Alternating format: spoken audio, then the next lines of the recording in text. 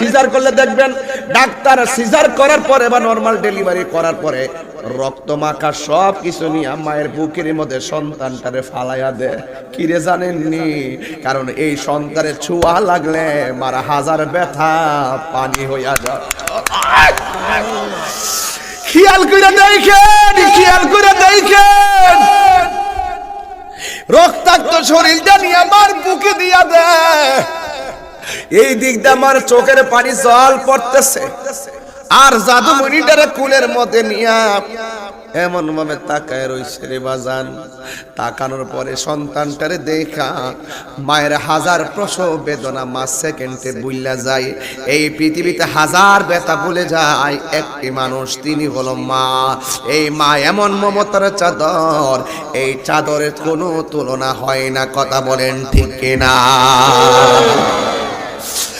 আমার যুবক ভাইরা, এই জন্য আমি বলেছিলাম ওয়াহনান আলা ওয়াহনিন, কষ্টের উপরে কষ্ট।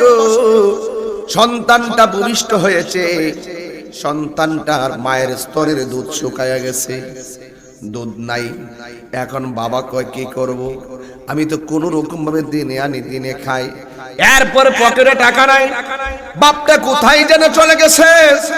আমার জাদুমণিরে আলগা খাওয়াই দিব, বাসাইতে দইব, প্রয়োজনে রিক্সা চালাবো, প্রয়োজনে দাঁড় করবো, প্রয়োজনে বদলি দিব।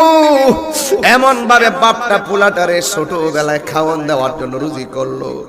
দিন যত যাইতেছে মার সেবা বাড়তেছে, বাবার কষ্ট বাড়তেছে। এই সন্তানটা ধীরে ধীরে বড় হইতেছে।